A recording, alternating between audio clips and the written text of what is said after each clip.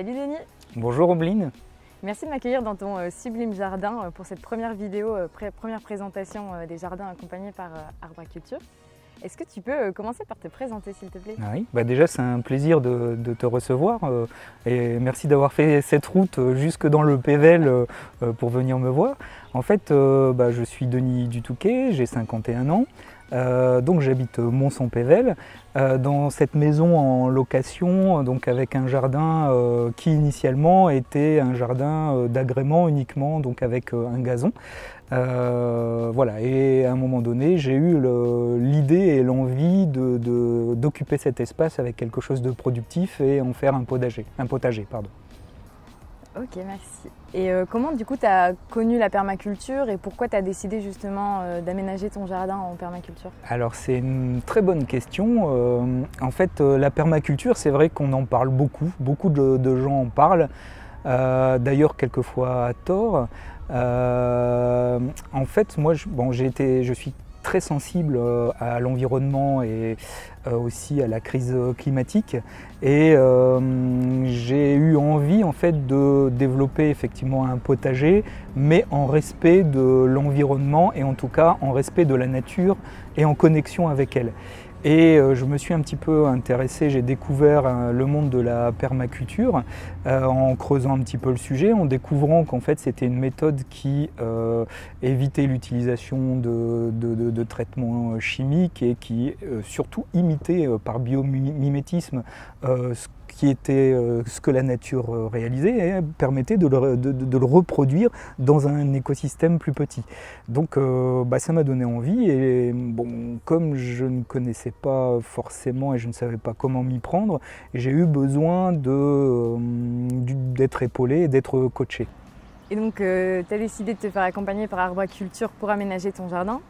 Est-ce que tu peux m'expliquer comment ça s'est passé, quelles ont été les étapes clés? Est-ce que tu as eu des surprises? Tu parlais tout à l'heure de chantier participatif, c'était quoi au juste? Effectivement, déjà la première étape clé, ça a été la rencontre, la découverte de l'entreprise. Donc ça tombe bien, ça s'est passé pratiquement il y a 2 ans. Donc on est au 2e anniversaire. J'ai rencontré Louis Arbraculture le 26 juillet 2019. Et en fait, donc, Louis m'a présenté un petit peu la démarche, comment ça se passait, un petit peu le plan d'accompagnement qui se déroule en fait en 3 étapes. Donc il y a une première étape qui est vraiment la phase de design, donc basée sur l'observation des attentes du client, des besoins, de l'environnement, de l'écosystème. Ensuite, il y a une étape d'installation du potager et du jardin.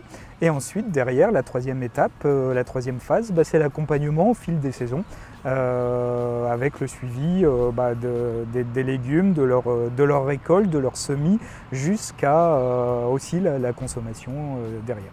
Et du coup, en ce qui concerne les chantiers participatifs, est-ce que tu peux m'expliquer un peu le fonctionnement? Oui, alors c'est super intéressant. Moi, j'ai adoré cette partie parce qu'en fait, Arbraculture s'appuie sur un réseau, sur une communauté de clients que l'entreprise accompagne et aussi d'autres contacts. Et en fait, au gré de l'agenda et de la planification des ateliers, des mises en place et des choses à réaliser dans le jardin, des rendez-vous se créent et il y a des invitations qui sont proposées aux différentes personnes. Ça marche au bénévolat. Et c'est très convivial parce que les gens apportent, ça marche sous le principe d'une auberge espagnole, donc le midi les gens on mange ensemble, etc. Chacun amène un petit peu les choses, sa cuisine à faire découvrir. Et puis ce qui est sympa, c'est qu'on a une aide pour mener à bien les tâches du jardin et Dieu sait, voilà, quand il y a des choses à faire, effectivement c'est beaucoup plus sympa quand on est ensemble. Moi j'aime beaucoup le collectif. Et je suis d'avis que dans cette société, en fait, on devrait plus miser sur le collectif que sur l'individu. Et là, effectivement, Arbraculture met bien l'accent là-dessus et c'est quelque chose que j'apprécie beaucoup. Et du coup, il a fallu combien de journées en chantier participatif pour aménager ton jardin? Alors, il y a eu une grosse journée au début pour la mise en place. Donc au début, il y avait un énorme mont de terre devant la maison. Il a fallu amener la terre dans les différentes planches que vous voyez derrière là. Et ensuite, il y a eu la plantation des arbustes sur la périphérie du terrain. Il y a eu la réalisation de la spirale à aromates. Voilà, et ensuite il y a eu le tracé au cordeau des différentes planches en fonction du design qui avait été prévu par Louis. Alors le design, c'est quelque chose qui est très intéressant aussi parce que moi au début j'étais parti sur quelque chose d'assez basique, rectangulaire, droit, voilà ce que je connaissais des jardins. Et en fait, ce qui est intéressant, c'est que la permaculture repose sur l'observation du milieu et l'observation de tous les intrants, c'est-à-dire l'ensoleillement, le ruissellement des eaux, les vents, les courbes de niveau et le design que vous voyez ici avec les différentes voilà, les formes un peu incurvées. Bon, certes, il y a une partie de design qui est propre à Louis, bon, il aime bien mettre sa touche design particulière, mais il y a aussi, c'est surtout en respect de tous ces intrants et des différentes choses liées à l'écosystème et à la nature environnante. Et voilà, ça aussi j'ai appris et c'est quelque chose qui apporte une richesse puisque voilà, c'est quand même beaucoup plus joli comme ça que d'avoir des planches rectilignes ou voire des carrés potagers basiques. Et donc ça fait maintenant, si je compte bien, 2 ans que tu es accompagné par Arbraculture pour aménager ton jardin. Et quels sont les résultats que tu as pu observer justement dans ton jardin ou de manière plus générale, quel bilan tu peux faire de ces 2 années? En fait, c'était 2 ans très enrichissants parce que déjà, ça a été une reconnexion à la nature pour moi. En plus, ça s'est passé dans une période un peu troublée, un peu particulière parce qu'il y a eu le confinement. Et je dirais que j'ai un peu profité de cette période pour être justement en reconnexion avec la nature et avec le jardin. Et j'ai pu m'adonner pleinement à cette passion, puisque c'est devenu une passion, étant en chômage partiel. Et donc, voilà, je dirais que ça a été salvateur pour moi parce que vraiment, voilà, je me suis reconnecté à l'essentiel. Et donc ça a été pendant l'année 2020. Ensuite, voilà, j'ai appris énormément dans l'association des légumes, qu'est-ce qui était productif, qu'est-ce qui fonctionnait, qu'est-ce qui ne fonctionnait pas. Parce que un des piliers, un des items importants de la permaculture, c'est l'observation. Il faut savoir rester humble parce que finalement la nature c'est quand même elle qui dirige. On peut être scientifique, avoir des tas de connaissances, c'est quand même elle qui dirige et qui est maître sur ce thème. Et en fait, voilà, donc on observe, voilà, on fait des essais, on observe et on n'hésite pas à revenir si ça ne fonctionne pas, à essayer autre chose d'une année sur l'autre. Et c'est aussi Louis dans son accompagnement, il insiste bien là-dessus, sur l'importance de l'observation, tout noter, avoir un cahier, avoir aussi un suivi des cultures au fil des mois avec vraiment une photo de ce qu'on met, de ce qu'on plante, de ce qu'on repique, de ce qu'on sème, semi-intérieur, semi-extérieur, etc. Et ça vraiment ça a été très riche d'enseignements et je pense qu'on peut faire ça toute une vie, on peut essayer des tas de choses, c'est passionnant, c'est passionnant et enthousiasmant. Et qui plus est, moi ça m'a aussi ouvert un autre monde, c'est le monde de la permaculture humaine. Puisque je pense qu'en fait dans la société actuelle on a beaucoup à apprendre de la nature et du biomimétisme, et ce qui se passe dans la nature on peut le réappliquer dans la société actuelle et dans notre fonctionnement, et je pense que c'est quelque chose qui pourrait être très utile dans le monde de demain. Et donc d'un point de vue un peu plus concret, est-ce que tu as une idée de la quantité de légumes que tu as récoltés? Est-ce qu'on peut dire qu'aujourd'hui tu es autonome? Alors l'autonomie après 2 ans, je peux dire qu'elle n'est pas, elle n'est pas encore totalement acquise. 2 ans c'est un peu tôt. Souvent on dit au bout de 3 ans. Au bout de 3 ans, l'autonomie peut être atteinte. J'ai eu une bonne production de légumes. Alors encore une fois, c'est observation, rétroaction. Il y a des choses qui ont marché, bien fonctionné, il y a des choses qui ont moins bien fonctionné. Par exemple, l'année dernière, j'ai eu énormément de tomates. J'ai même eu une tomate de 800 grammes Voilà, un cœur de bœuf, voilà, une cœur de bœuf, c'était super.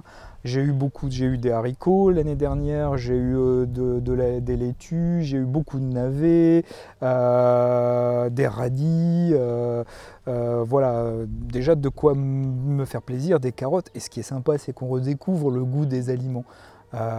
J'ai vraiment retrouvé le goût des haricots du jardin de mon père quand j'étais petit, et ça c'est voilà, c'est un bonheur, c'est exceptionnel, et ça n'a rien à voir avec les haricots qu'on peut acheter, voilà, je sais pas, il y a un goût particulier, le fait que ce soit, voilà, on le cueille et on le cuisine directement.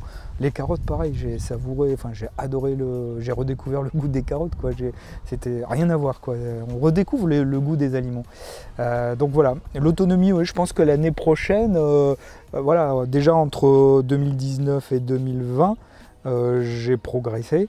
Je continue à apprendre, et je pense que d'ici l'année prochaine, bon, j'ai encore appris, et je pense que ça va aussi alimenter, et tout ça va dans le sens d'une certaine autonomie. Après, il faut s'adapter aussi aux variations de climat. Cette année, on a une année particulièrement pluvieuse. Voilà, c'est la nature, encore une fois, qui dicte sa loi. Et voilà, j'ai pas de serre ici, donc je pense que voilà, ça aussi, quand on a une serre, on peut s'adapter aux variations climatiques plus facilement. Bon, ça, c'est des choses qui font partie aussi des observations et des enjeux, et des structures et des ressources à mettre en place. Okay. Et là, aujourd'hui, qu'est-ce qu'on retrouve dans ton jardin ? Alors aujourd'hui, il y a beaucoup de choses. Il y a, ce que j'ai sous les yeux, il y a des betteraves rouges, on a des tomates. Alors les tomates qui ont un peu souffert cette année à cause du mildiou et de l'humidité. On a des carottes, on a des choux brocolis, on a des navets, j'ai des ails, des oignons, on a du fenouil, on a des blettes. Alors j'ai une prairie fleurie, alors on a des arbustes fruitiers, groseilles, cassis, framboises, j'ai des potimarrons, des courgettes, alors j'ai mis plusieurs variétés de courgettes, des jaunes, des rondes, des grisettes, des vertes, des choux, alors j'aime le chou, donc je mets beaucoup de choux, donc choux paumés, choux calés, des choux brocolis. Alors j'ai eu aussi beaucoup de fèves, de la laitue, des carottes, alors j'ai aussi des concombres. Là on a un beau spécimen de concombres devant nous. Alors cette année j'ai essayé les aubergines aussi, des légumes d'été, aubergines et poivrons, donc je suis curieux de voir ce que ça va donner. Beaucoup de haricots verts, alors devant j'ai une belle planche avec une densité de haricots bien sympathique. J'ai essayé aussi sur les conseils de Louis, les radis gousses. C'est sympa aussi, des belles fleurs avec des radis en forme de gousse. Voilà, je pense que j'ai oublié des choses, mais voilà, il y a pas mal de choses sur les plans. Ah, et j'ai oublié aussi la spirale à aromates qui vient agrémenter tout ça pour la cuisine, donc avec des petites herbes, des petites aromates, voilà, du persil, de l'origan, de la ciboulette, du curry, etc., etc. Ok, la liste est très longue. J'ai dû en oublier. Ouais. Mais j'ai eu la chance de goûter les framboises, et c'est vrai qu'elles sont excellentes. Et en fait, voilà, aussi ce qui est sympa, c'est ça dans la permaculture, c'est qu'on peut, le moindre espace doit être occupé. Donc on tend vers l'abondance, comme dans une forêt, une forêt naturelle, lorsque l'homme n'y touche pas, elle tend naturellement vers l'abondance. Et on essaye d'imiter un petit peu ce fonctionnement. Et voilà, c'est ça, on couvre le maximum d'espace en jouant aussi sur la verticalité et sur les ombres. Le déchet d'une espèce sert de ressource à l'autre, et donc tout ça s'alimente, et voilà ce qui fait aussi le nombre d'espèces et la variété, l'abondance qu'on peut avoir. Trop chouette. Bah, merci pour ce partage, c'était hyper intéressant. Si, ça fait un plaisir. J'ai hâte de continuer la visite. Merci. Très bien, merci.